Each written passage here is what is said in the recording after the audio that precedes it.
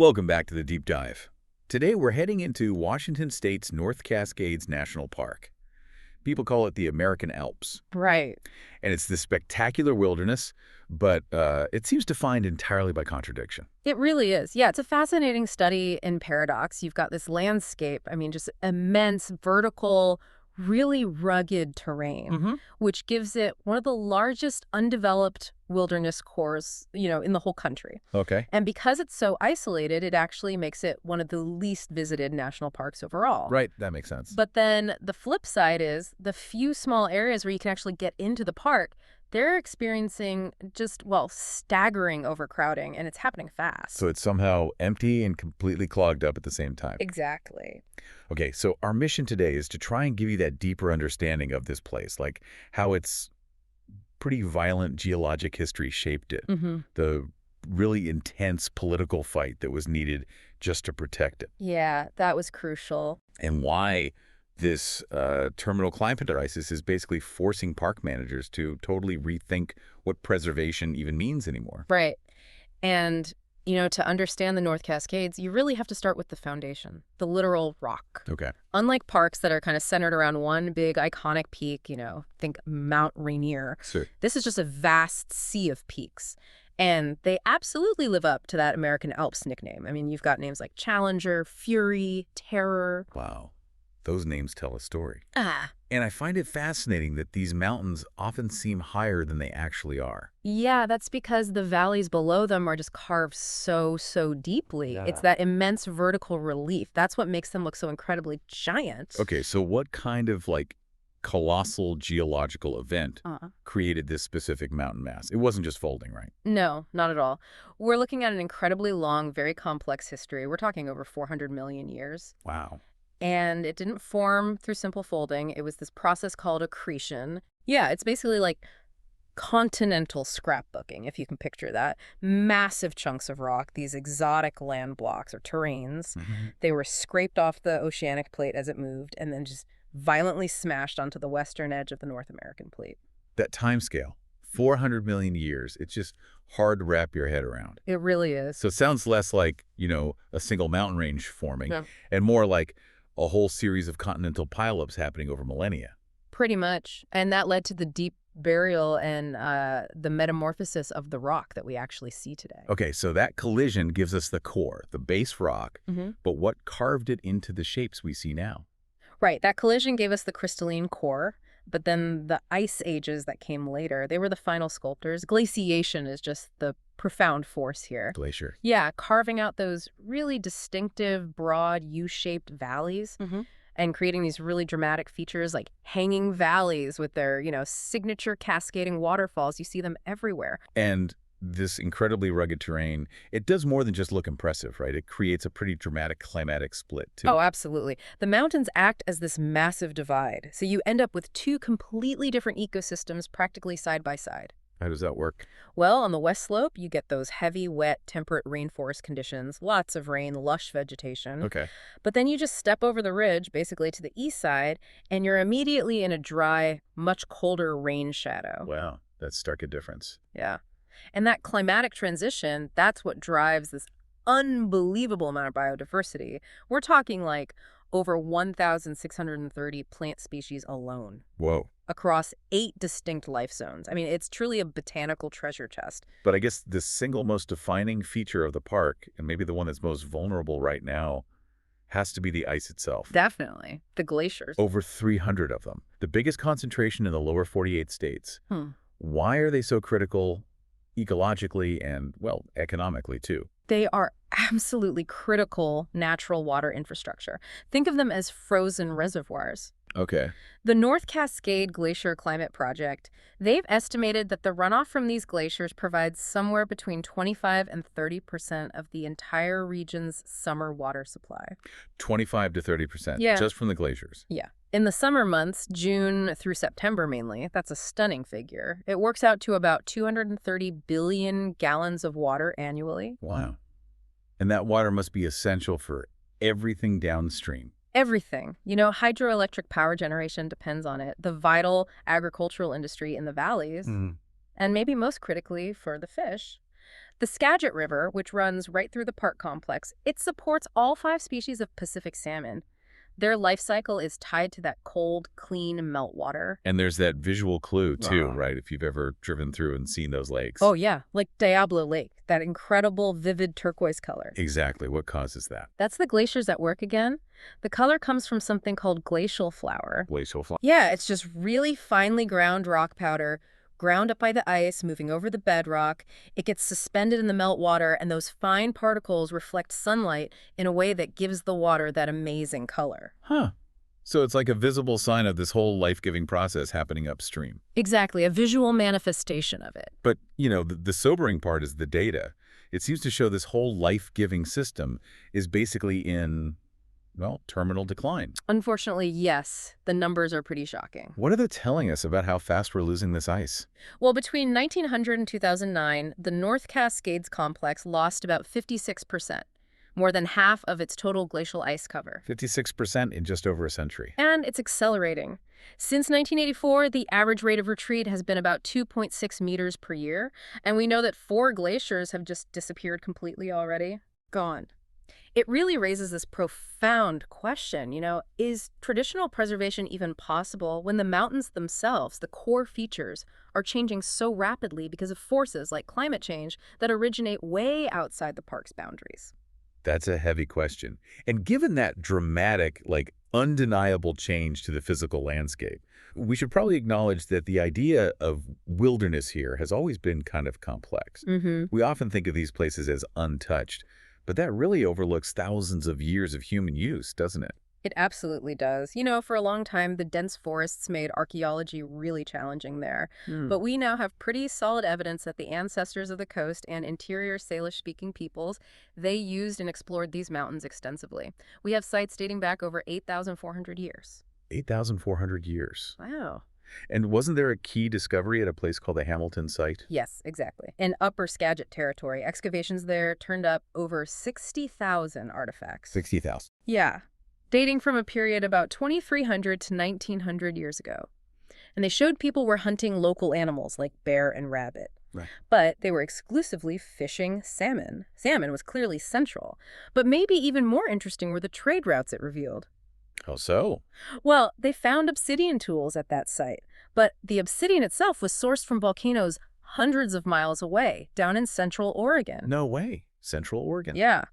So that points to these really sophisticated long-distance trade networks that actually use these mountains as transit corridors. So the mountains weren't just a place to live, but a place to travel through. Precisely. And even the name of that secluded community deep in the park, Stayhecken, Yeah. that name comes from a native term that means the way through. It's like a living testament to those ancient travel and trade routes. Huh. The way through. Oh. That's amazing. So, okay, the mountains were clearly never empty.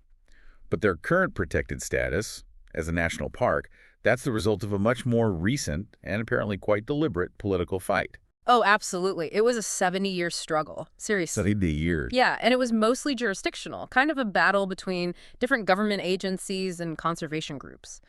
On one side, you had the U.S. Forest Service. Okay. They managed the land before the park, and they really favored what they called a multiple-use philosophy, which means logging, mining, road building, resource extraction alongside recreation. Gotcha. And on the other side? You had conservationists. They were really spearheaded by this group called the North Cascades Conservation Council, or NCCC. They formed in 1957 specifically for this fight. And the NCCC's efforts were pretty critical then. Hugely critical. They worked with bigger groups like the Sierra Club to actively fight the Forest Service's plans for big timber sales and proposals for a new cross-mountain highway right through the heart of the wilderness. Wow. They eventually forced the issue, got a joint study commissioned in 1963 to look at the area's future. But the final bill, the one President Johnson signed in 1968, it wasn't quite the clear win the conservationists might have hoped for, was it? No, it really wasn't. It was actually a profound political compromise. Quite brilliantly put together, actually, by Washington Senator Henry Scoop Jackson. A compromise. How so? Well, instead of just creating one single standard national park, Jackson engineered the creation of a whole park complex. Complex. Yeah, so you got the North Cascades National Park itself, which protects that vast, undeveloped wilderness core, the really wild stuff. Okay.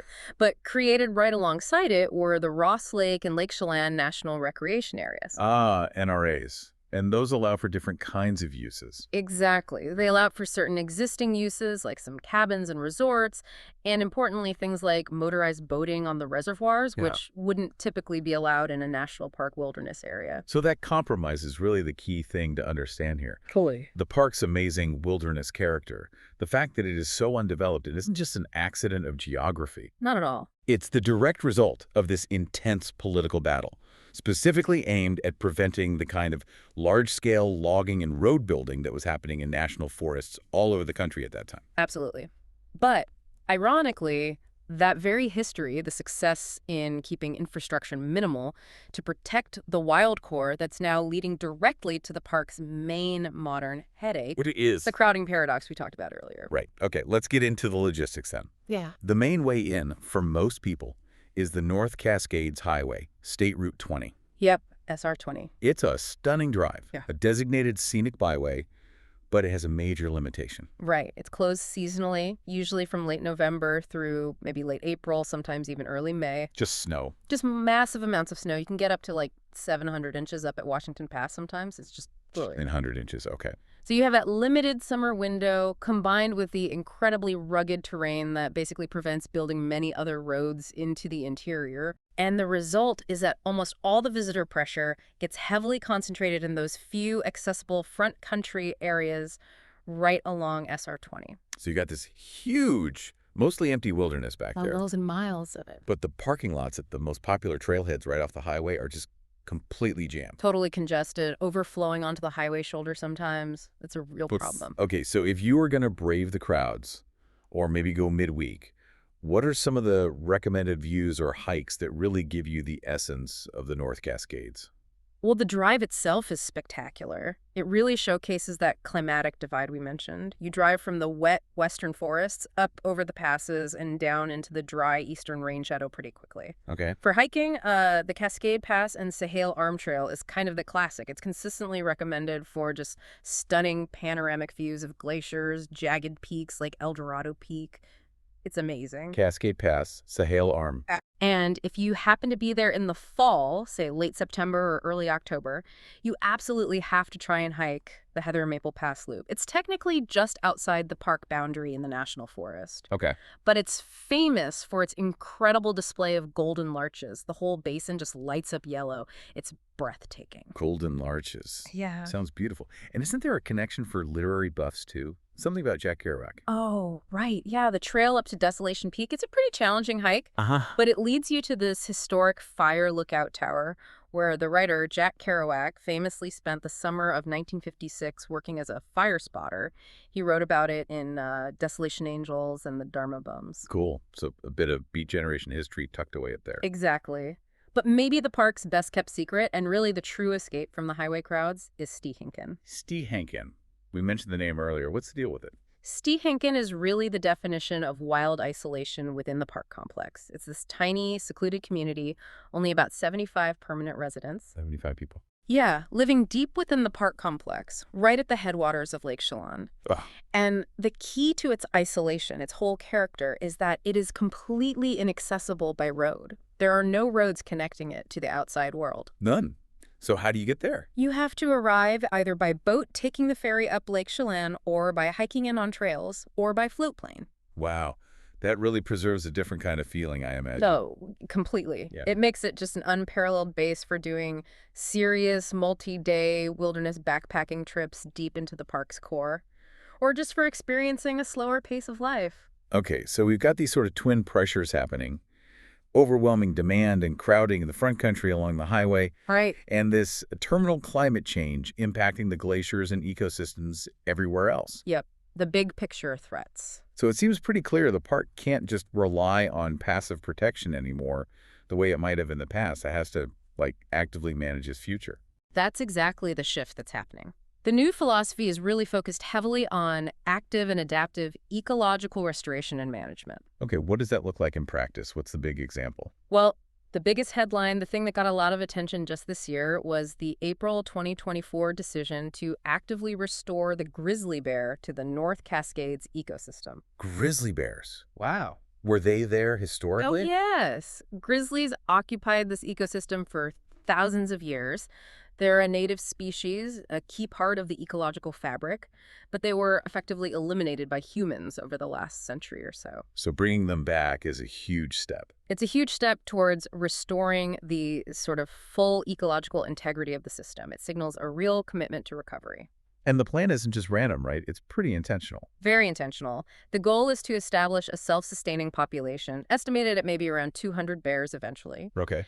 And the plan involves releasing a small number, maybe 3 to 7 bears, each year over a period of 5 to 10 years into remote areas. Huh. That sounds like a really powerful statement about, trying to correct historical losses through deliberate, active management, not just letting things be. Exactly. It's intervention, but for the sake of ecological wholeness. And then, on the human side of the equation, they're tackling that congestion problem directly Wow. with a new front country and visitor use plan. They recognize that the park's historical strength, having minimal infrastructure, is now actually its primary challenge when it comes to managing how people visit. Right. The lack of roads and parking lots is now the problem. So what kind of solutions are they looking at? What might actually make a difference for someone trying to visit? They're exploring some pretty innovative ideas to try and disperse people and just relieve that intense pressure on the most popular trailheads. Like what? Well, one big idea is developing some kind of shuttle service along SR20. Like Zion or other parks have done. Exactly. To ease that parking nightmare at popular spots like the Cascade Pass trailhead. Another idea is creating new floating campsites out on Ross Lake. Floating campsites. Yeah, to kind of move some overnight visitors away from the fragile shorelines and offer a different kind of experience. And they're also looking at potentially relocating some existing campgrounds or trailheads to areas that can actually handle the load better. Interesting. So lots of active planning on both the ecological and the human use fronts. Definitely. Has to be that way now. It is just absolutely fascinating how the North Cascades seems defined by all these paradoxes, isn't it? It really is. It's this living laboratory of, ancient geologic collision and this relentless ice. Mm-hmm. Formed by fire and ice, literally. And it's a place we celebrate for its wild, untamed nature, yet, as we discussed, it owes its actual existence as a protected park to a fierce political compromise. Well, hard-fought battle, yeah. And now it's struggling to hold on to that identity against just crushing human demand in some areas and this overwhelming force of external climate change everywhere else. Right. And the park's future, in really stark contrast to its past of just trying to prevent development, its future is going to be entirely dependent on this new commitment to active adaptive management, Right. whether that's bringing back apex predators like the grizzlies or carefully figuring out how to control where and how people visit its most accessible spots. Defending the wild core requires active intervention now. So, wrapping this up, what does all this complexity, all these paradoxes mean for you, the listener, trying to understand this place? Well, Maybe consider this. The very features that define that American Alps, nickname those incredible glaciers we talked about, yeah.